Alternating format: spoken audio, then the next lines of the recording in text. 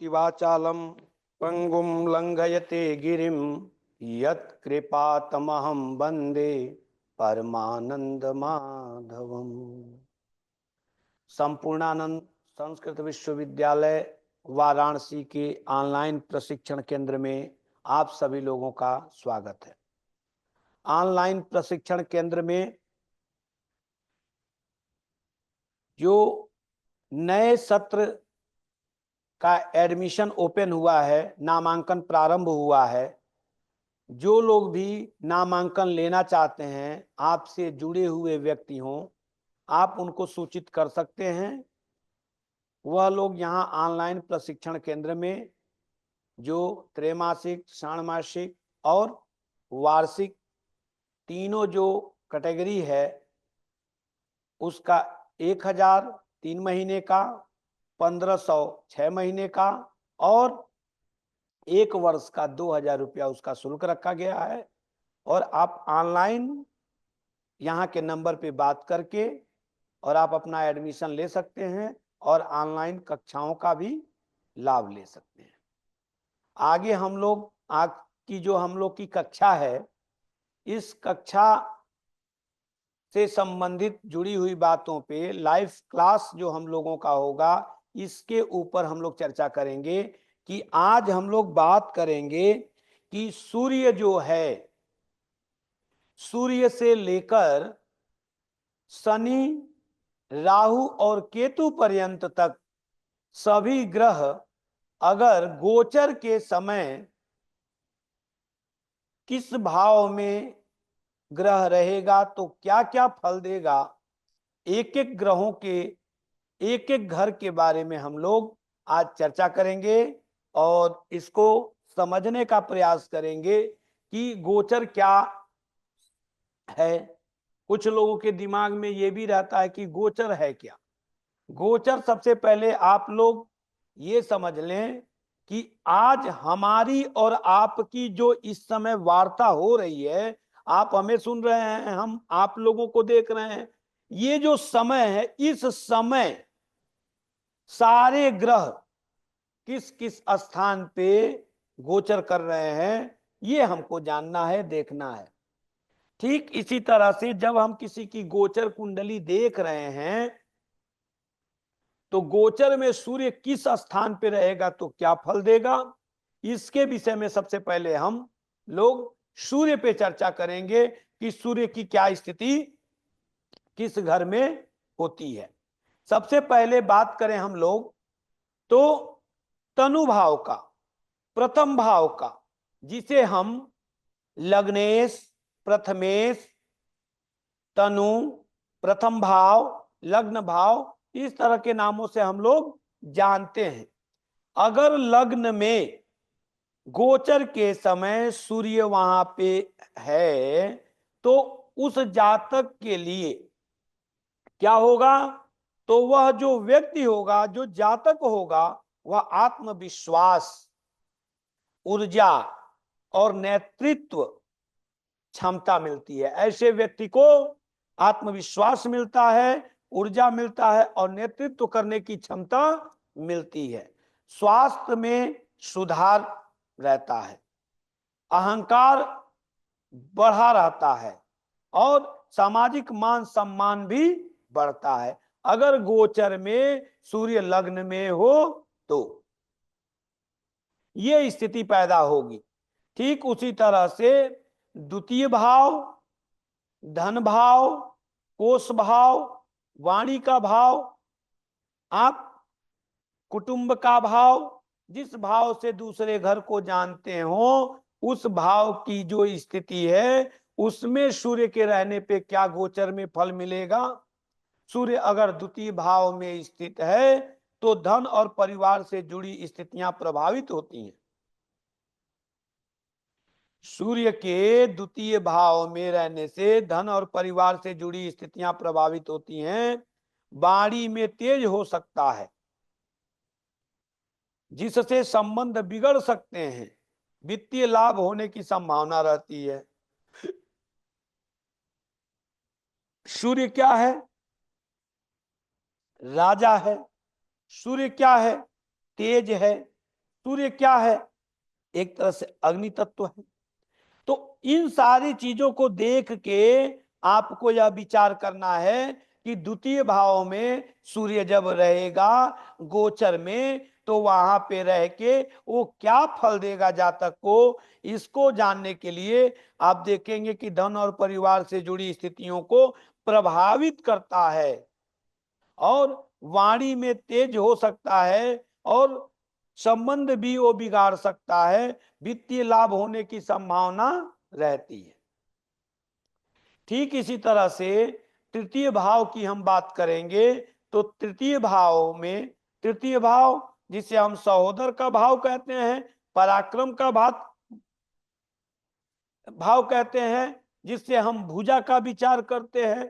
तो इन सारी बिंदुओं को तृतीय भाव से विचार करने में, अगर तृतीय भाव में सूर्य बैठा हुआ है गोचर के समय, तो ऐसा व्यक्ति जो होगा वो साहस, पराक्रम और निर्णय क्षमता में वृद्धि होती है।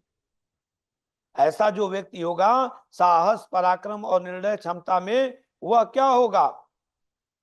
मजबूत होगा। छोटे भाई बहन से संबंध मजबूत होते हैं और नए प्रोजेक्ट या साहसिक कार्यों में सफलता मिलती है। तृतीय भाव में सूर्य के गोचर होने पे ये सारे फल प्राप्त होंगे। ठीक उसी तरह से हम लोग आगे के क्रम में चतुर्थ भाव की बात करेंगे। तो जो चतुर्थ भाव है, जिसे हम सुख भाव की बात करते हैं, जिससे हम भूमि भवन वाहन की बात करते हैं, उस चतुर्थ भाव को हम देखेंगे जब गोचर में सूर्य वहां विराजमान रहेंगे, तो ऐसे स्थिति में पारिवारिक सुख और स्थिरता पर असर पड़ सकता है। सूर्य का वहां होना पारिवारिक स्थिति में दिक्कत पैदा करेगा। माता के स्वास्थ्य की चिंता हो सकती है। संपत्ति या वाहन से जुड़े मामलों में लाभ हो सकता है। ये चतुर्थ भाव की बात की जा रही है। चतुर्थ भाव में इन सब सारी चीजों को हम विचार करेंगे, और ये ध्यान देना है कि जो चतुर्थ भाव है उससे जुड़ी हुई क्या चीजें हैं, तृतीय में क्या है, द्वितीय में क्या है, प्रथम में क्या है। ठीक उसी तरह से पंचम की जब बात करेंगे, तो आपके दिमाग में ये भी चीज होना चाहिए कि जिस भाव से हम विचार कर रहे हैं, जिस ग्रह का विचार कर रहे हैं, उस ग्रह का स्वरूप क्या है, उस ग्रह का क्या फल हो सकता है, और जिस भाव का कर रहे हैं उस भाव से क्या क्या फल का विचार करते हैं। अब बात आती है पंचम भाव की। पंचम भाव में अगर सूर्य विराजमान है गोचर के समय, तो शिक्षा, संतान, प्रेम, संबंधों पर सकारात्मक या नकारात्मक प्रभाव पड़ सकता है। सकारात्मक या नकारात्मक का मतलब है कि वह किस स्थिति में है, उसको आप ध्यान देंगे तो सकारात्मक भी प्रभाव देगा। अगर स्थिति ठीक नहीं है, कमजोर स्थिति है, तो नकारात्मक भी प्रभाव देगा। ठीक हम लोग आगे की बात करेंगे। वही सूर्य अगर षष्ठ स्थान में बैठ जाता है, तो षष्ठ स्थान में सूर्य के बैठने पे गोचर की स्थिति में वह क्या करेगा? शत्रुओं और रोगों पर विजय प्राप्त करता है। ऐसा व्यक्ति, जिस व्यक्ति के षष्ठ में सूर्य गोचर के समय अगर चल रहे हो, विराजमान हो, तो वह व्यक्ति शत्रु और रोग पर विजय प्राप्त करता है। प्रतियोगी परीक्षाओं में सफलता मिलती है। स्वास्थ्य में सुधार होता है, लेकिन तनाव बढ़ा रहता है। इस तरह की स्थिति में षष्ठ भाव में सूर्य के होने से ये सारी बिंदुओं पे आपको यह लाभ मिलेंगे। ठीक उसी तरह से सप्तम भाव की बात करें, सप्तम भाव से हम विवाह का बात करते हैं, पत्नी का विचार करते हैं। तो इसलिए हम लोग सप्तम भाव को विशेष करके देखेंगे। सप्तम भाव में अगर सूर्य गोचर में स्थित है, तो क्या करेंगे?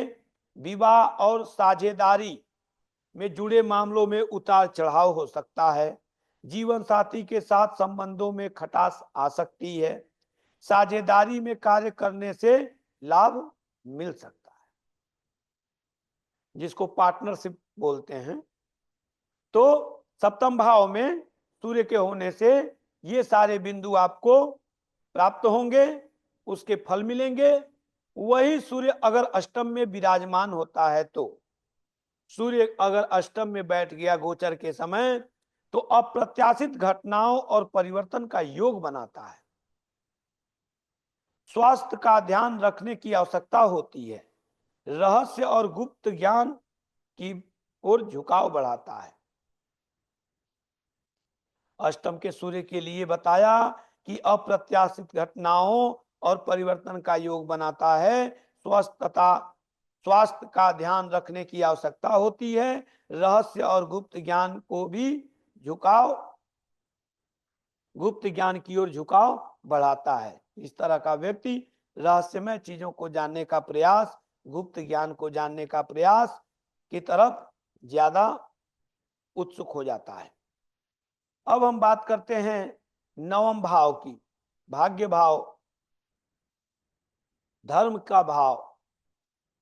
तो नवम भाव में अगर सूर्य विराजमान हो तो भाग्य में वृद्धि होती है और धर्म कर्म की ओर रुचि बढ़ती है। यात्रा और शिक्षा के लिए शुभ समय हो सकता है। पिता के साथ संबंध मजबूत होते हैं। नवम भाव भाग्य में वृद्धि होती है और धर्म कर्म की ओर रुचि बढ़ती है। यात्रा और उच्च शिक्षा के लिए शुभ समय हो सकता है। पिता के साथ संबंध मजबूत होते हैं। गोचर के समय अगर नवम भाव में सूर्य विराजमान हो तो ऐसा फल हो। दसम की बात करें, दसम भाव जो कर्म भाव है, जहां से हम कर्मेश की स्थिति को जानते हैं, अगर वहां पे सूर्य विराजमान हो गोचर के समय तो क्या करेगा? कैरियर और प्रतिष्ठा में उन्नति देगा। कार्य क्षेत्र में नेतृत्व क्षमता बढ़ाएगा।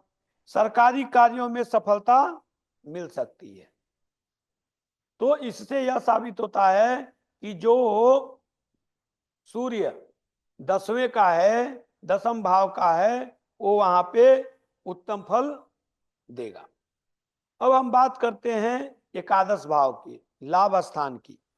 लाभ स्थान में, एकादश स्थान में अगर सूर्य विराजमान हो तो आर्थिक लाभ और इच्छाओं की पूर्ति का समय होता है।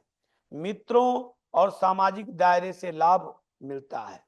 नई योजनाएं और प्रोजेक्ट सफल हो सकते हैं।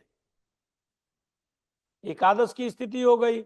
अब द्वादश की बात करें तो द्वादश भाव में अगर सूर्य स्थित हो गोचर के समय तो खर्चों में वृद्धि हो सकती है, लेकिन आध्यात्मिक विकास का समय होता है। विदेश यात्रा के योग बन सकते हैं। स्वास्थ्य पर ध्यान देने की आवश्यकता होती है। तो ये जो है सूर्य का एक एक करके प्रथम द्वितीय तृतीय चतुर्थ पंचम षष्ठ सप्तम अष्टम नवम दसम एकादश और द्वादश भावों में गोचर के समय होने पे क्या क्या स्थिति बनेगी इसको बता रहा है, दर्शा रहा है। अब एक छोटा सा आप लोगों को मैं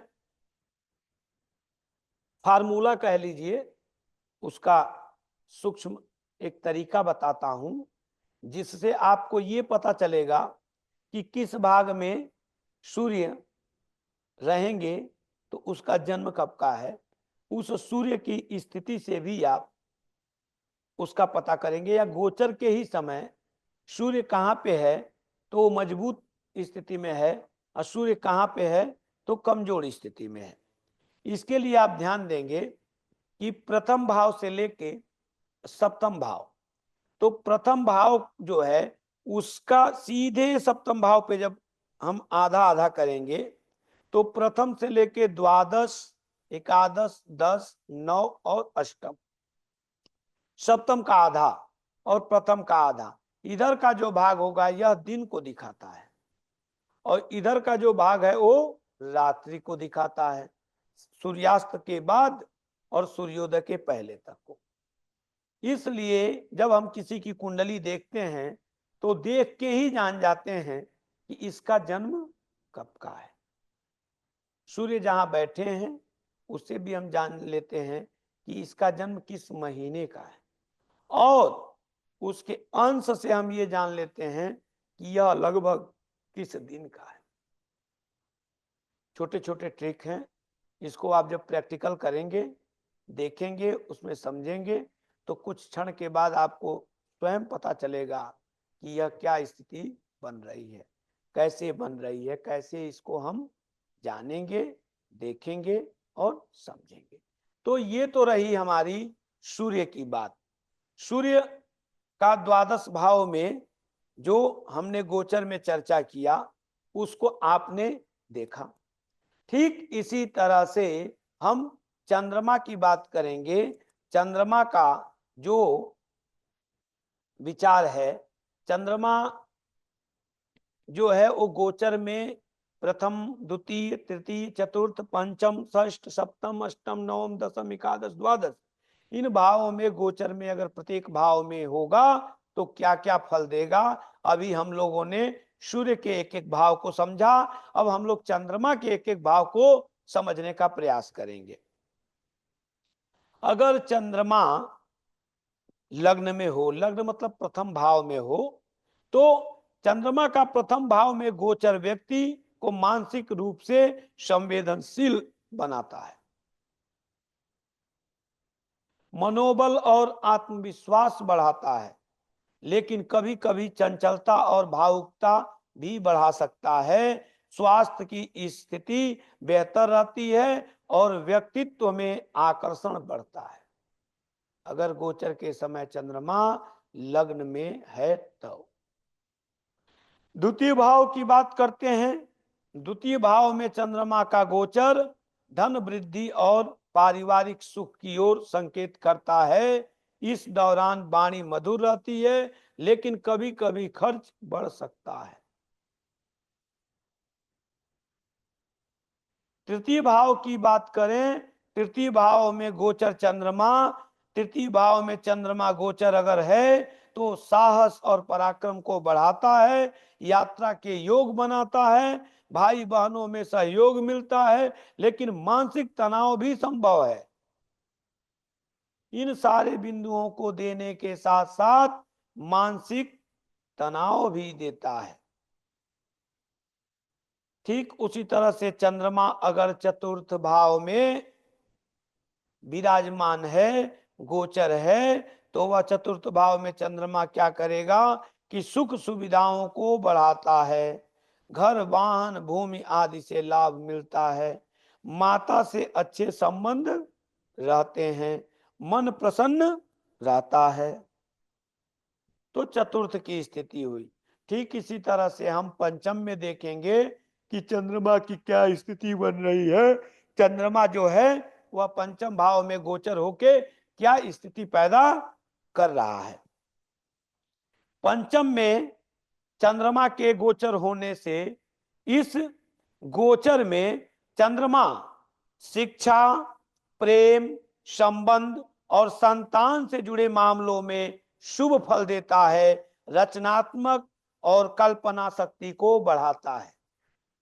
पंचम में चंद्रमा का विशेष फल है जो उसमें उत्तम फल दे रहा है। अब उसी तरह से हम पंचम के बाद षष्ठ की बात करते हैं, तो षष्ठ में चंद्रमा का जो फल होता है गोचर में वह मिश्रित फल होता है। रोग और शत्रु से बचाव करना चाहिए। इस समय स्वास्थ्य पर ध्यान देने की आवश्यकता होती है। षष्ठ भाव का चंद्रमा विशेष करके आपको ध्यान देना है, रोग और शत्रु से बचाव करना है, समय से स्वास्थ्य पर भी ध्यान देना है। अगर वही चंद्रमा सप्तम भाव में गोचर हो रहा है तो सप्तम भाव में चंद्रमा के गोचर होने पे दाम्पत्य जीवन और साझेदारी के लिए शुभ होता है। इस समय व्यापार में लाभ होता है और नए संबंध बन सकते हैं। ठीक इसी तरह से हम अष्टम की बात करेंगे, तो अष्टम में चंद्रमा के गोचर होने पे अष्टम भाव में चंद्रमा अगर गोचर हो रहा है तो वह अशुभ माना जाता है। अष्टमस्थ चंद्रमा को अशुभ माना गया है। इस दौरान मानसिक तनाव, अप्रत्याशित घटनाएं और स्वास्थ्य संबंधी समस्याएं हो सकती हैं, सावधानी बरतनी चाहिए। अष्टम में चंद्रमा अगर हो गोचर में तो हमको विशेष करके सावधानी पूर्वक रहना चाहिए। सावधानी से हमको सारे कार्य को देखना चाहिए और करना चाहिए। ठीक इसी तरह से अब अष्टम के बाद हम नवम की बात करते हैं तो नवम भाव में चंद्रमा भाग्य में वृद्धि करता है, धार्मिक कार्यों में रुचि बढ़ाता है, यात्रा के शुभ योग बनाता है। तो नवम का जो चंद्रमा है वो कई प्रकार से लाभ देता है और उसके लाभ को आप धार्मिक कार्यों में रुचि बढ़ाना, यात्रा के शुभ योग बनाना और भाग्य में वृद्धि करना, ये सब मुख्य उसके गोचर होने पे फल प्राप्त होता है। इसी तरह से हम लोग अगर दसम भाव की बात करें तो दसम भाव में चंद्रमा कैरियर और समाज में प्रतिष्ठा को बढ़ाता है। इस दौरान कार्य क्षेत्र में सफलता मिलती है और मान सम्मान प्राप्त होता है। दसम का जो चंद्रमा है वह करियर और समाज में प्रतिष्ठा को बढ़ाता है। इस दौरान कार्य क्षेत्र में सफलता मिलती है और मान सम्मान भी प्राप्त होता है।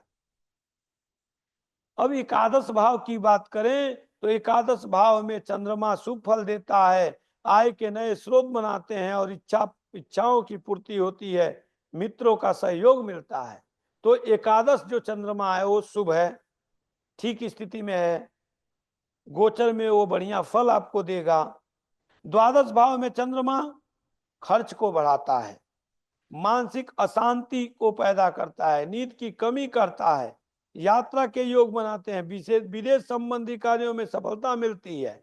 इसलिए जो 12वें भाव का द्वादश भाव का चंद्रमा है इसे बहुत उत्तम नहीं माना गया है। इन गोचरों का फल व्यक्तिगत कुंडली और चंद्रमा की स्थिति के अनुसार बदल सकता है। कुंडली में चंद्रमा की दशा, दृष्टि और योग भी इन फलों को प्रभावित करती है। तो अभी तक हम लोगों ने यह देखा कि चंद्रमा और सूर्य के गोचर में क्या क्या हमें फल प्राप्त होते हैं। चंद्रमा और सूर्य के गोचर की स्थिति को हम लोगों ने देखा, समझा और जाना। अब इसमें दो चीजें हैं, इन दो चीजों को आप विशेष करके अगर ध्यान देंगे तो आपको एक सरल तरीके से पता चलेगा कि गोचर का होना तो ठीक है, लेकिन सूर्य गोचर कर रहा है तो कैसे, चंद्रमा गोचर कर रहा है तो कैसे। जहां पे भी वो स्थित होगा उस तरह के भाव को आप ले सकते हैं। एक छोटा सा आप लोगों को उदाहरण मैं पटल पे दिखा रहा हूं जिससे आप लोगों को थोड़ी सी और भी सुविधा हो जाएगी समझने के लिए। जैसे आपकी कुंडली है, जन्म आपका 84 का, 86 का, 85 का, 90 का, 92 का, जब का है। आज आप अपनी कुंडली को दिखा रहे हैं तो महादशा अंतरदशा देख के ज्योतिषी जो भी बता रहा है वो फल बता रहा है, लेकिन गोचर की क्या स्थिति होगी। तो गोचर में जब हम देखेंगे तो आप सामान्य रूप से यह देखें कि ये जो आपका चक्र है ये सामान्य सभी को समझने की जरूरत है कि यह चक्र है। इस चक्र में इस समय 6 बज रहा है तो 6 बजने के लिए मेष, वृष, मिथुन, कर्क लग्न इस समय संभवतः चल रहा होगा। तो कर्क लग्न संभवतः चलने का मतलब यह है कि यहां पे 4, 5, 6, 7, 8, 9, 10, 11, 12, 1, 2, 3। अब हमारा सूर्य कहां है तो सूर्य हमारा 9वीं राशि पे चल रहा है, धनु राशि पे गोचर कर रहा है। तो हमारा सूर्य कहाँ हो गया, ये हमारा सूर्य इस समय तत्काल की मैं बात कर रहा हूं, इस समय वर्तमान हमारी आपकी जो वार्ता हो रही है, इस समय सूर्य धनु राशि में गोचर कर रहा है, लेकिन षष्ठ स्थान में गया। तो षष्ठ स्थान में जाने का यह मतलब है कि आप षष्ठ स्थान का फल करेंगे। लेकिन हम अभी आप लोगों को बताए थे, दिखा रहे थे कि यह देखिए, यहां से जब एक रेखा ये खींचते हुए ये आप इसको यहां तक ला दिए, तो ये 2 भागों में विभाजित हो गया। आप सभी लोगों को दिख भी रहा होगा।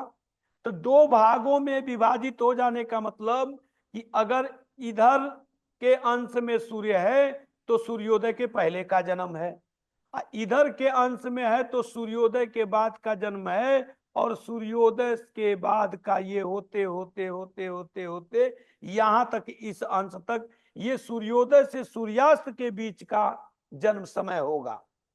इस समय हम लोग देखिए देखे हैं, कर्क का बना रहे हैं तो यहाँ पे आ गया, मतलब सूर्यास्त के बाद का ये जन्म है। और ये यहां से लेके यहां तक, ये जो है सूर्यास्त से लेके सूर्योदय के पहले तक की स्थिति बनेगी। अब अगर किसी की कुंडली आपके सामने आ गई तो आप क्या करेंगे, ये चक्र में देखेंगे कि सूर्य, देख लेंगे धनु लग्न की कुंडली है, 9, 10, 11, 12, 1, 2, 3, 4, 5, 6, 7, 8, सूर्य यहां है।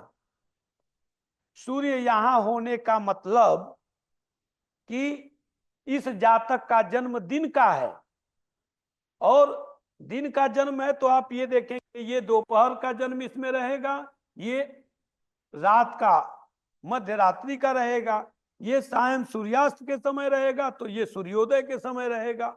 यही तो इसका एक चक्रव्यूह है जिसको आपको समझना है। चाहे वो गोचर हो, गोचर भी होगा तो गोचर में भी सूर्य अगर इस दायरे में रहेगा तो अच्छा परिणाम देगा, चंद्रमा इस दायरे में रहेगा तो अच्छा परिणाम देगा। क्योंकि जिसका दिन है वो दिन में प्रभावशाली रहेगा, जो रात्रि है वो रात में प्रभावशाली रहेगा। अब यहाँ पे सूर्य है और यहाँ पे चंद्रमा हो गया। अब इससे भी आप प्रभाव देख सकते हैं कि शुक्ल पक्ष की कुंडली है कि कृष्ण पक्ष की कुंडली है। इस तरह से इसको देखेंगे। और गोचर में भी जब हम इसको लागू करेंगे, हमने कर्क को लाया 9 में रखा, अगर अभी का ये होगा तो आज सुबह का हम लोग जब लग्न लेंगे तो सूर्य यहां आ जाएगा। क्योंकि सूर्य जिस राशि में चलता है उस दिन प्रथम जो लग्न होता है उसी से वो स्टार्ट होता है, ये आपको जानना चाहिए।